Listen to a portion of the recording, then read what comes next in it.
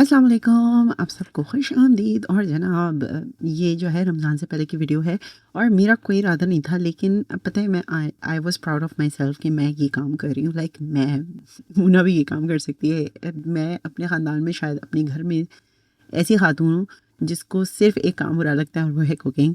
लेकिन मैं अब इतनी अच्छी कुकिंग करने लगी हूँ कि मैं खुद ही अपने आप को समटाइम्स शाबाश दे रही होती हूँ कि मेरे हाथ में माशाल्लाह ज़ायक़ा आ गया है। और ऐसा नहीं है कि ये मैं अपनी तारीफ़ खुद कर रही हूँ, वो मैं ख़ुद कर रही हूँ बहरहाल। लेकिन मैं अपने हस्बैंड के ऑफ़िस में जैसे लंच वग़ैरह है, कभी वो कोई ओकेज़न होता है तो वो बना के भेज देती हूँ, या मीठे हैं। मैं बेकिंग इतनी ज़्यादा करने लग गई हूँ कि वो लेके जाते हैं और बहुत तारीफ़ें सुनने को मिलती हैं। और वो गोरे हैं तो और हमारे घर में जो गोरा है यानी कि मेरा शौहर, वो भी जो है कम मिर्चों वाला खाना खाते हैं, तो वो उनको बहुत पसंद आता है। तो वापस अपनी तारीफ़ को बंद करती हूँ मैं।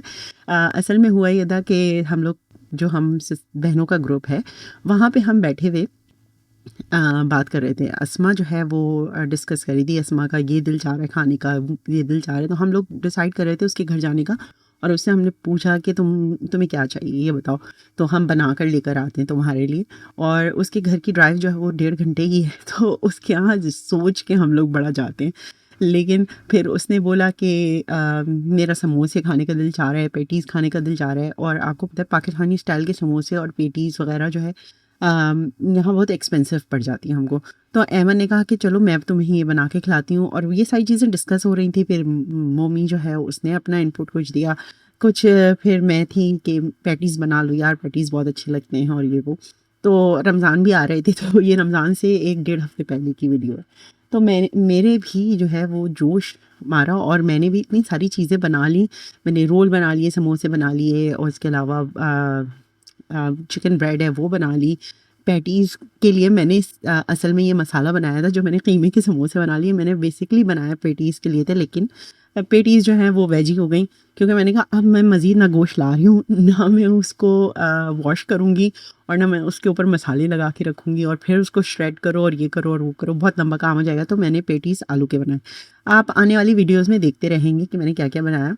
और उसके बाद जो है मेरा मेन मकसद था कि बच्चों के लिए मैं इस दफ़ा कैलेंडर बना रही थी, रमज़ान कैलेंडर। हर दफ़ा मैं एक कॉर्नर छोटा सा डेकोरेट करती हूँ। हमारे यहाँ, क्योंकि हम जिस मुल्क में रहते हैं वहाँ बच्चों को थोड़ा सा मोटिवेट करने के लिए या थोड़ा सा ये इन्वायरमेंट देने के लिए हम ये चीज़ें करते रहते हैं। ठीक है, जैसे रजब आता है, मैं रजब के लिए डेकोरेट करती हूँ। मुहर्रम आता है, उसके लिए मैं अलग एक्टिविटीज़ बच्चों की रखती हूँ कि मुहर्रम को थोड़ा सा इन्हांस कर सकें। और उसके बाद अभी रमज़ान आया हुआ था, तो रमज़ान के लिए मैं इस तरह की एक्टिविटी कर रही हूँ। कभी मैं इसके अंदर मैंने टास्क रखे, और उसके अंदर मैंने बच्चों को कहा कि मतलब वो टास्क फिनिश करेंगे तो इसके अंदर एक चीज़ भी रखी हुई थी जो इनका रिवॉर्ड था वो टास्क पूरा करने के ऊपर। तो और मैं ये जो टिश्यू रोल है ना, ये मैं काफ़ी अरसे से जमा कर रही थी, और ये भी फिर भी पूरे नहीं पड़े, क्योंकि ये हमारे यहाँ सिर्फ क्लीनिंग वगैरह के लिए इस्तेमाल होते हैं, हम लोग वैसे तो यूज़ नहीं करते। तो जहाँ पे भी बच्चों को मिलता था ना कि मम्मा ये ले, वो ला के, अब उनको भी पता चल गया था कि मैं ये जमा कर रही हूँ, तो वो ला के दे देते। तो आखिर में जो मेरे पास थोड़े बहुत बच गए थे ना, यानी कि आई थिंक 5-6 मुझे रोज़ और चाहिए थे, तो मेरे पास ये बैग रखा हुआ था, गिफ्ट बैग। तो मैंने उसी को कट करके उसी के रोज़ बना दिए, और बहुत अच्छे बन गए। और ये इज़्मा के लिए मैंने कलरफुल से बनाए थे, और इंशा और इरज के लिए मैंने कलरफुल नहीं बनाए, जो मैं बहुत बुरा फ़ील कर रही थी बाद में कि नहीं यार, उनका भी थोड़ा बहुत डेकोरेट करना चाहिए था मुझको, लेकिन कुछ नहीं हो सकता था। मैं बहुत ज़्यादा एग्ज़ॉस्ट हो गई थी, यही सब बनाते हुए मुझे 3 घंटे लग गए, क्योंकि मैं सॉर्ट कर रही थी। पहले मैंने सारी चीज़ों को सॉर्ट आउट किया कि कैंडीज़ कितनी रखूँ, कैंडीज़ ज़्यादा ना हो जाएँ। फिर जो चीज़ें मैंने बच्चों के लिए मंगाई हैं वो। अच्छा, ये जो फ़ोन केसेस थे ना, ये मैंने पहले रोज़े को ही दे दिए थे, और ये उनको ज़रूरत थी।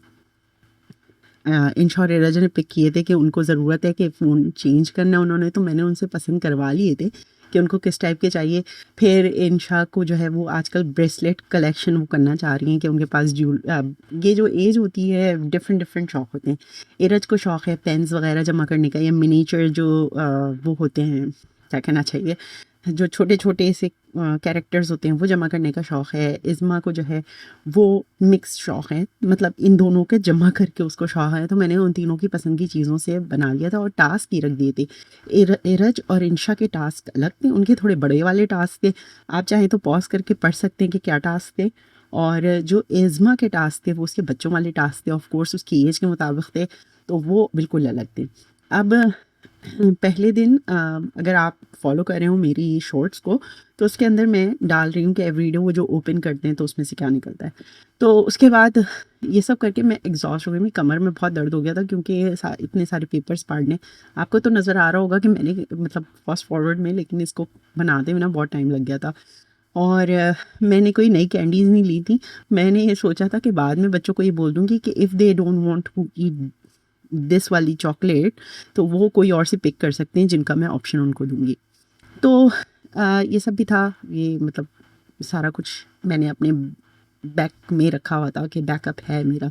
इसके अलावा इनके फेवरेट जो कुकीज़ हैं या इनके फेवरेट चॉकलेट्स हैं, कैंडीज़ हैं, वो सारी मैंने रखी हुई थी। हाँ, जो मैंने इनके लिए ज्वेलरी वगैरह मंगाई थी वो कुछ बैकअप में नहीं था, जो था वो यहीं था और वो मैं इस तरह से लेआउट करके रख दिया था। अच्छा, अब जब कैंडी निकल रही थी ना, इज़्मा तो बड़ी थी कि मम्मा आपने इतनी सारी कैंडी डाल दी है। तो अब मैंने कहा मैं बेटा कितने मंगा लेती, मुझे तो खुद भी नहीं समझ में आ रहा था। मुझे लगा या तो मैंने ज़्यादा मंगा लिए या मैंने कम मंगा लिए। अब जब मैंने ये चीज़ों को फैला के रखना शुरू किया और मैं उनको मतलब साथ साथ सॉर्ट कर रही थी, तो मुझे आइडिया हुआ कि नहीं यार, मैंने रिवॉर्ड्स थोड़ी सी कम मंगाए, मुझे थोड़े से और मंगा लेने चाहिए थे। लेकिन it's okay, it's just whatever it is. So उसके बाद उसी चीज़ से काम चलाना था। नंबर्स के स्टिकर लगा लिए मैं। थोड़ा सा फ़न बनाना चाह रही थी, जो टू बी वेरी ऑनेस्ट, और लेकिन ये बहुत ज़्यादा काम फैल गया था। नेक्स्ट ईयर इंशाल्लाह ज़िंदगी बखैर मैं पहले से जो है ना ये साथ साथ मैं करती जाऊँगी, ताकि मेरे ऊपर लास्ट मिनट पे इतना बोझ नहीं पड़े।